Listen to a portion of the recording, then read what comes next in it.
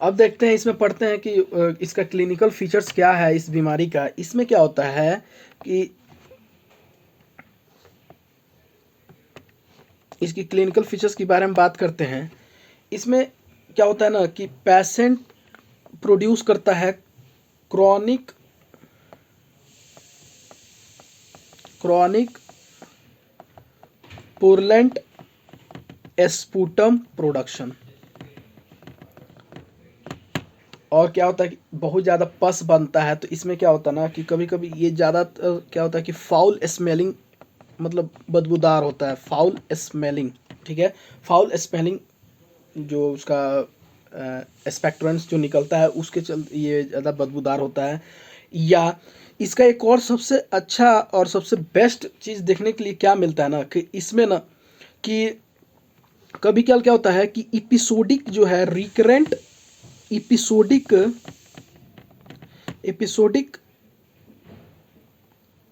or episode of what we see episode of minor हीमोप्टिसिस, कभी कभी हीमोप्टिसिस देखने के लिए मिलता है।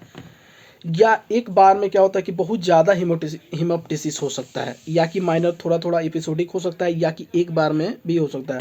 और single large हीमोप्टिसिस can be seen. और क्या होता है कि इसमें कि जो कॉफ जो होता है वो मेनली जब मतलब जो एक बात करते हैं इसमें कि जो कॉफ है वो मैक्सिमम मॉर्निंग में ज़्यादा होता है स्पूटम के साथ। Cough maximum in morning with sputum, morning के समय पैराक्सोजोमल ये शो करता है। इसमें क्या है, और फिर क्या होता है कि बीच बीच में क्या होता है कि ये recurrent attack of acute bronchitis का भी रिकरेंट अटैक होते रहता है। It shows the recurrent bronchitis attack sometimes. और क्या है कि कोपियस अमाउंट ऑफ स्पूटम। और सबसे मोस्ट इम्पॉर्टेंट चीज़ क्या होता है कि मान लीजिए कि अगर पेशेंट में क्या होता है कि अगर ज़्यादा स्पूटम बन रहा है, ज़्यादा वो कफ बन रहा है, तो वो क्या होता है कि पोजीशन अगर जैसे वो चेंज कर रहा है, ठीक है, पोजीशन चेंज पे वो इधर से उधर वो मूव करता है। ठीक, इसमें कह सकते हैं इसको copious amount of sputum on particular posture. इसलिए तो अगर मान लीजिए ना कि जब इसको हमको पोस्चुरल ड्रेनेज करते हैं, जब पोस्चुरल ड्रेनेज करते हैं इसके ट्रीटमेंट के लिए, उसमें क्या होता है कि हम पेशेंट को डिफरेंट मतलब उसमें देखते हैं कि आराम कैसे मिल रहा है, उस पोजीशन पे ला के तब उसका हम ड्रेनेज करते हैं। नॉर्मली इसमें ये देखा जाता है फाउल स्प्रिंग। कभी कभी क्या होता है कि इस पेशेंट में सीवियर कंडीशन में डिस्पनिया भी देखा जाता है। इसमें क्या होता है, एक और इम्पॉर्टेंट चीज़ है इस पेशेंट का, एक और शो करता है orthopnoea. Orthopnoea orthopnoea in severe cases, severe case में ये ऑर्थोपनिया शो करता है। ऑर्थोपनिया क्या होता है कि जब मान लीजिए कि अगर पेशेंट है जैसे लाइंग डाउन हो रहा है, जिस झुक रहा है, तो उसके चलते क्या होगा, मतलब वो फील करेगा शॉर्टनेस ऑफ ब्रेथ। तो इसको लिख सकते हैं SOB, shortness of breath when the patient is lying down, तब इसको ये और ज़्यादा दिक्कत करेगा। ठीक है, ये है अपना क्लिनिकल फीचर्स। और आगे देखते हैं, क्लिनिकल फीचर्स तो है, अब इसकी कुछ डिस्ट्रीब्यूशन देखते हैं, कुछ इसका ट्रीटमेंट देखेंगे, फिर इसके बाद से हम लंग्स पे इसका स्ट्रक्चर देखेंगे कैसे क्या होता है। इसमें समझिए, अगर इसकी डिस्ट्रीब्यूशन की बात करते हैं कि लंग्स पे ये कहाँ कहाँ और कैसे कैसे अफेक्टेड करता है।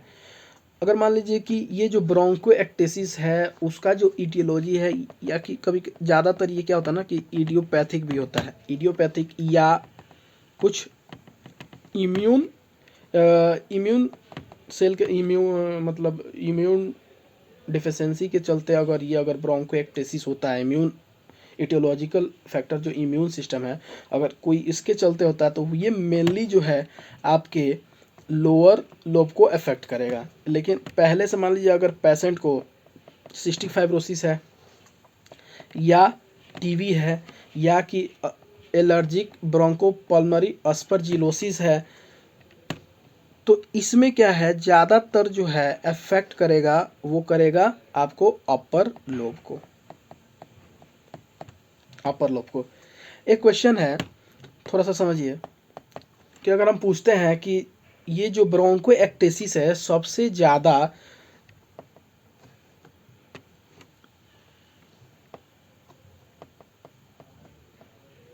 निमोनिया और टीबी के साथ किसके साथ इसका एसोसिएशन सबसे ज़्यादा है, या टीबी के साथ एसोसिएशन है या आपको निमोनिया के साथ। इसका मतलब कहने का मतलब ये हुआ कि मान लीजिए अगर कोई पेशेंट है, अगर टीबी का है, एक पेशेंट है निमोनिया का है, तो सबसे ज़्यादा किसमें चांसेस है कि ब्रोंकोएक्टेसिस हो सके। तो इसमें समझते हैं सबसे ज़्यादा जो चांसेस है ब्रोंकोएक्टेसिस होने का वो है टीबी में। कारण क्या है कि टीबी क्या करता है कि टीबी में नॉर्मली जो जब इसका हीलिंग देखते हैं, जब ये सही तो हीलिंग इसका नॉर्मली अकर्स विथ फाइब्रोसिस। तो ये फाइब्रोसिस के चलते जो लंग्स का जो पार्ट है वो थोड़ा कंस्ट्रिक्ट करेगा, ट्रैक्शन लगेगा, उसको ट्रैक्शन फोर्स लगेगा। What it causes, it leads to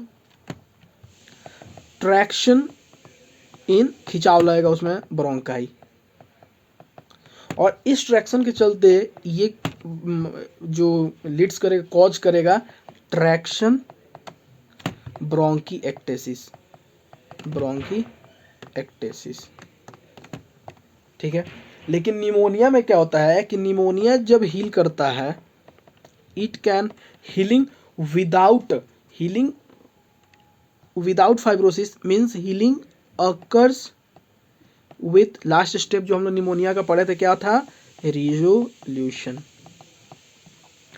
के साथ। तो इसके चलते क्या होता है, जब रिजोल्यूशन हुआ तो कोई भी no scar tissue is available there, और जिसके चलते ब्रोंकोएक्टेसिस का जो चांसेस है, कोई स्कार टिश्यू नहीं है, कोई खिंचाव तनाव नहीं पड़ रहा है, तो इसके चलते क्या होगा, ब्रोंकोएक्टेसिस का जो चांसेस है वो क्या होता है, कम हो जाता है। किसमें, निमोनिया में।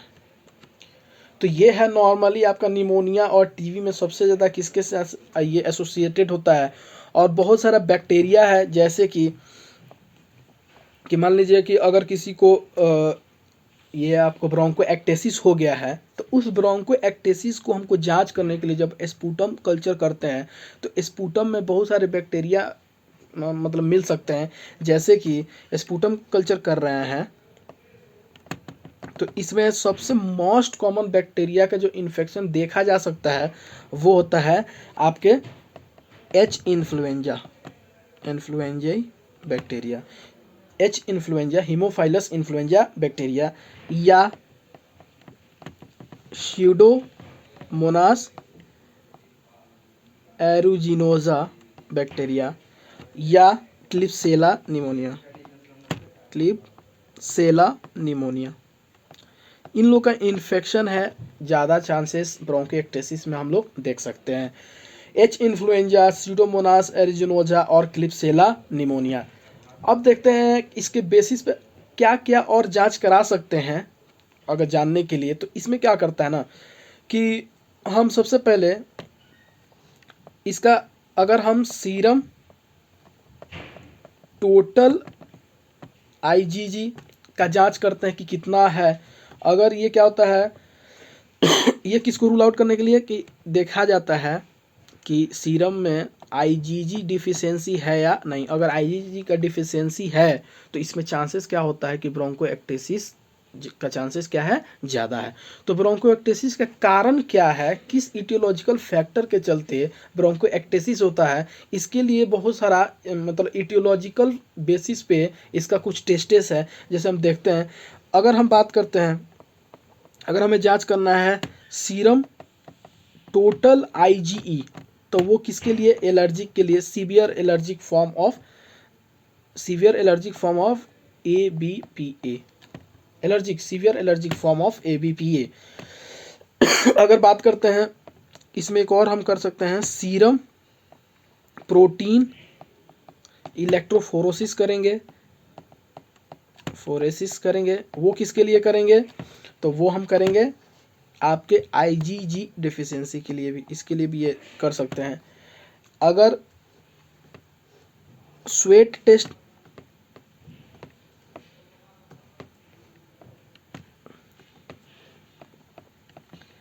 हम स्वेट टेस्ट करेंगे जिसमें कि क्लोराइड का लेवल देखेंगे, तो इसमें हम देख सकते हैं किस बीमारी के बारे में? Cystic fibrosis. अगर सिस्टिक फाइब्रोसिस होगा तो उसमें स्वेट टेस्ट कर लेंगे, तो उसमें क्लोराइड का लेवल देखेंगे। अच्छा है, बहुत सारा स्पेशलाइज्ड अलग अलग टेस्ट है, स्पेशलाइज्ड टेस्ट फॉर सीलिया। तो ये किस बीमारी में हम करेंगे? अगर मान लीजिए प्राइमरी सीलियरी डिस्काइनेजिया, तब कारण जानेंगे कि एक्चुअली कारण क्या है। आईजीजी डिफिशियंसी कारण है कि एबीपीए है कि आईजीजी डिफिशियंसी है कि सिस्टिक फाइब्रोसिस है कि प्राइमरी पल्मोनरी सीलियरी डिस्काइनेजिया है।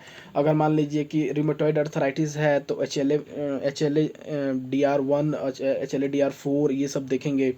फिर अगर मान लीजिए कि अगर कोई बैक्टीरिया का इन्फेक्शन का अगर आपको दिख रहा है कि बैक्टीरिया इन्फेक्शन हो सकता है, तो उसके लिए हम क्या करा सकते हैं? स्पूटम कल्चर करा सकते हैं। ठीक है, अब देखते हैं कि इसका जो ट्रीटमेंट है, नॉर्मली जो ट्रीटमेंट की अगर बात करते हैं तो यहाँ देखिए, अगर एच इन्फ्लुएंजा बैक्टीरिया है तो अगर इसमें की अगर ट्रीटमेंट की बात करते हैं तो नॉर्मली हम स्टार्ट करते हैं एमॉक्सीसिलिन। ठीक है, एमॉक्सीसिलिन स्टार्ट करेंगे। और अगर इसका है तो इसके में हम ज़्यादातर सिप्रोफ्लॉक्सासिन से स्टार्ट करेंगे। लेकिन एक चीज़ इसमें आपको ये ध्यान देना है कि इसमें ट्रीटमेंट जो है, इसमें जो भी हम लोग एंटीबायोटिक यूज करेंगे, एक लाइन गोल्डन लाइन है कि जो भी हम इसमें आप ट्रीटमेंट करिएगा एंटीबायोटिक से, तो एंटीबायोटिक्स इज यूज्ड फॉर एग्जाजर्वेशन, अगर सीवियरिटी बढ़ा रहा है। ठीक है, and long term rotating antibiotics in severe case.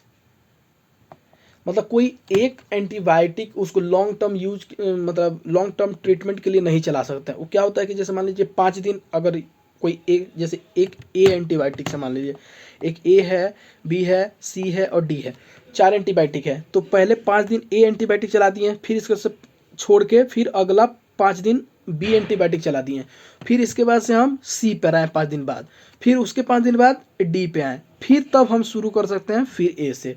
लेकिन ये नहीं कि सिर्फ अगर ए चला रहे हैं तो सिर्फ हम ए चलाते रह जाएं, तो क्या होगा कि बैक्टीरिया वो रेजिस्टेंस हो जाएगा, फिर इसका ट्रीटमेंट करना क्या हो जाएगा, हमें मुश्किल हो जाएगा। तो इसलिए हम रोटेट करते रहते हैं इसके ट्रीटमेंट के लिए। फिर और क्या करते हैं ट्रीटमेंट के लिए कि रेगुलर चेस्ट क्लियरेंस कर सकते हैं।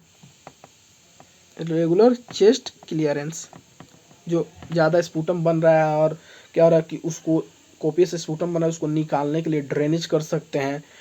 या हम क्या कर सकते हैं, इंस्पायरेटरी जो है एक्सरसाइज करा सकते हैं, इंस्पायरेटरी एक्सरसाइज करा सकते हैं। या क्या कर सकते हैं, अगर ट्रीटमेंट एक और चीज़ करना होता है, आईवी इम्यूनोग्लोबुलिन थेरेपी कर सकते हैं इसके अंदर। फिर क्या कर सकते हैं कि पेशेंट में कि जो भी नॉर्मली जो आईवी जो एंटीबायोटिक्स जो भी बताए हैं, अगर कोई बैक्टीरियल सस्पेक्ट कर रहे हैं तो एंटीबायोटिक्स ट्रीटमेंट कर सकते हैं। अब देखते हैं कुछ इसका कि क्या ये लंग्स में क्या होता है कि नॉर्मली जो है आपका ये बड़ा बड़ा, जैसे कि मान लीजिए जब डिस्टली वो फ्लूइड कलेक्ट होगा, जब यहाँ बताए थे, देखिए जब यहाँ पे फ्लूइड कलेक्ट होगा तो ये अल्विलाई इसमें डिस्टली क्या हो जाएगा, इसमें जब ये इकट्ठा होगा तो ये बड़ा बना दे, ब्लब्स की तरह बना, या कि ये है थोड़ा लॉन्गिट्यूडनल अरेंजमेंट हो सकता है, या कि सैक जैसा हो सकता है कैविटी के जैसा, या कि वो एक ट्यूब्यूल जैसे डायलेशन हो गया है, ट्यूब जैसा वो ज़्यादा फैल गया है। तो दो चीज़ इसमें देखते हैं। जब लंग्स बायोप्सी करते हैं तो बिग लंग्स बायोप्सी नहीं, लंग्स में क्या आता है, बिग ब्लैप्स देखते हैं। ये सीटी स्कैन चाहे हम लोग देखेंगे एक्सरे पे, या इसमें क्या होता है डायलेशन जो है, कभी कभी ये क्या होता है कि ये पहुंच जाता है आपका प्लूरल सरफेस तक। तो प्लूरल मेम्ब्रेन को अगर ये इरिटेट करेगा, प्लूरल सरफेस को इरिटेट करेगा, ठीक है, वहाँ पे जाके अगर ये मतलब डिसरप्ट होता है, टूटता है, तो ये भी क्या करेगा, प्लूराइटिस का भी कारण बना सकता है। तो ये है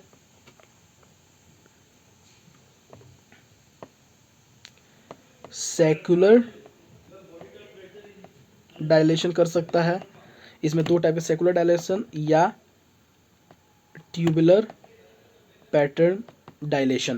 तो इसके चलते क्या होगा, सेकुलर डायलेशन में आपका जो रेडियोग्राफिक जो फीचर्स होगा वो कुछ ऐसे दिखेगा कि सैक जैसा बन गया है, तो इसके ऊपर ऐसा रिंग के जैसा है, तुम जो देखते हैं इसको कहते हैं सैक लाइक जो है signet ring structure, signet ring structure के। लेकिन अगर ट्यूब्यूलर पैटर्न के बेसिस पे अगर ये क्या होता है डायलेशन होता है, तो इसका रेडियोग्राफिक इमेज का जो स्पेशल नाम है, इसका नाम होता है ट्रैक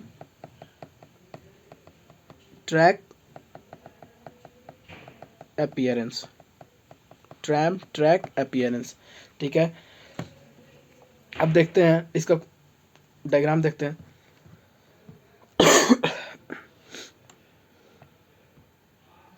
इसमें हम लोग देखें कि यहाँ देखिए ये है सीलिया आपको दिख रहा है। इसमें क्या होता है कि सीलिया डिसरप्ट हो जाता है, सीलियरी मोमेंट नहीं होता है, तो ये क्या हो जाएगा, देखिए यहाँ पे सीलिया कहीं है नहीं है, तो ये बाहर की तरफ नहीं भेजा जा सकता है। तो ये ज़्यादा से ज़्यादा क्या हो रहा है, इकट्ठा हो रहा है। वाल है, एयरवे देखिए, एयरवे यहाँ पे क्या है, नॉर्मल है, लेकिन यहाँ पे क्या है कि थिक म्यूकस और बहुत ज़्यादा म्यूकस सिक्रीशन हुआ है, सीलिया जो है, जो सीलिया फंक्शनली डिसरप्ट हो चुका है। तो इसके चलते क्या हुआ है, एयरवे क्या हो गया है, नैरो हो गया, एयरवे क्या हो गया है, नैरो हो गया है। ये चीज़ हमें ब्रोंको एक्टेसिस में देखने के लिए मिल रहा है। और जब ये और ये देखिए नॉर्मली ये जो वाल है, ब्रोंकियल वाल है, यहाँ पे दिख रहा है, यहाँ पे देखिए एक्सेस प्रोडक्शन के चलते क्या हुआ है कि ये क्या कर दिया है कि इसका ब्रेकेज कर दिया है। अब इसके ब्रेकेज के चलते क्या हो जाएगा, फाइनली डायलेशन ये शो करेगा, और ये कब दिखेगा, क्रोनिक इन्फ्लामेशन के दौरान ये डायलेशन दिखेगा, ठीक है। अब देखते हैं यहाँ देखिए इसके ब्रोंकिएक्टेसिस में ये क्या है, ये जो स्ट्रक्चर है डायलेशन हो चुका है, ठीक है। यहाँ देखिए ये डायलेट हुआ है और उसके ऊपर ऐसा कुछ दिख रहा है, ये है आपका सेक्युलर डायलेशन, जिसको कहते हैं सीजनेट। ये हम देखें हैं CT scan, signet ring structure bronchi, किसमें, सेक्युलर ब्रोंकी एक्टेसिस में हमें ये देखने के लिए मिल रहा है, ठीक है। अब क्या है, यहाँ देखिए लंग्स बायोप्सी में देखिए, ये देखिए सेक्स देखिए डायलेट हो चुका है पूरी तरह से, ये नॉर्मली ये देखिए पूरी तरह से ये लंग्स का जो पार्ट है वो डायलेट हो चुका है, एयरवे जो भी ब्रोंक्यूल्स है वो सब डायलेट हो चुका है। तो इसके चलते देखिए कितना ज़्यादा प्रॉब्लम है लंग्स बायोप्सी पे। ये देखिए नीचे ये आपका लोअर लोब में डायलेशन हो गया है, ये अपर लोब का था, तो वो नॉर्मली किसके चलते हो सकता है, अपर लोब में नॉर्मली यहाँ जो हम देख रहे हैं अपर लोब में, ये इसका कारण क्या हो सकता है कि पेशेंट को पहले से मान लीजिए क्या हो सकता है, ABP एक कारण हो सकता है, ABP हो सकता है, सिस्टिक फाइब्रोसिस हो सकता है, या कि पेशेंट को पहले पोस्ट टीबी के कारण हो सकता है। तो ये है अपर लोब के लिए। लोअर लोब के लिए क्या होता है, इम्यून सिस्टम के लिए, अगर इम्यून डिजीज़ है और किसी इम्यून डिजीज़ के साथ ये लिंक करता है ब्रोंकोएक्टेसिस, तो उसके चलते ये जो बेसल और बेसल एक और चीज़ जैसे काटाजीनर सिंड्रोम में बेसल ब्रोंकिएक्टेसिस होता है। बेसल ब्रोंकिएक्टेसिस इसमें दिखता है। फिर इसके बाद से अगर बात करते हैं, यहाँ देखिए समझिए, इसमें क्या है कि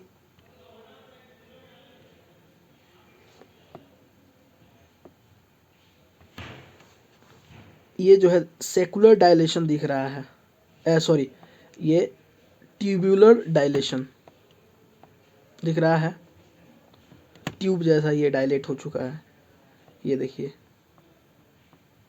तो ये स्ट्रक्चर दिख रहा है किसके जैसा, देखिए ऐसे ऐसे ये स्ट्रक्चर दिख रहा है आपको, ट्रैक अपीयरेंस। ट्रैक अपीयरेंस जो दिखता है आपको कौन से ब्रोंकिएक्टेसिस में दिखता है, ट्यूब्यूलर ब्रोंकिएक्टेसिस में। ठीक है, आगे यहाँ देख सकते हैं आप, जो नॉर्मली हम बताए थे टर्मिनल ब्रोंकियल से म्यूकोसा है, इसमें फाइब्रोसिस हुआ है, फिर फाइब्रोसिस के बाद ये एयरवे पूरी तरह से डायलेट हो चुका है। ये चीज़ हमें देखने के लिए मिला है ब्रोंकिएक्टेसिस में। इसमें क्या है, इस चीज़ को समझिए। नॉर्मली है कि जो हम बताए थे एलर्जिक ब्रोंकोपल्मनरी अस्परजिलोसिस, उसमें हम बताए थे कि उसमें जो है प्रॉक्सिमल ब्रोंकी एक्टेसिस शो करता है। ठीक है, तो यहाँ देखिए कुछ आप स्ट्रक्चर देखिए, और नॉर्मली हम क्या बताए थे कि ये अपर लोब में ज़्यादा दिखता है। तो अपर लोब क्या है, यहाँ देखिए समझिए, अपर, मिडिल और लोअर लोब, बेस लोब। तो अपर में देखिए कुछ ऐसा स्ट्रक्चर आपको दिख रहा है,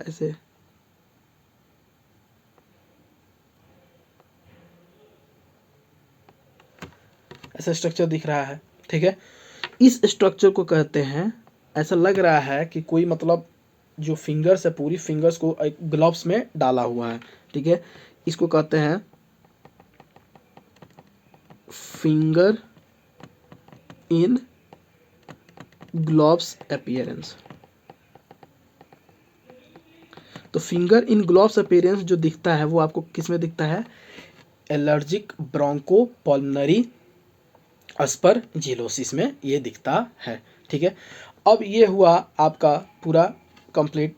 आप थोड़ा क्या कर सकते हैं, इसको रिवीजन कर सकते हैं, और आप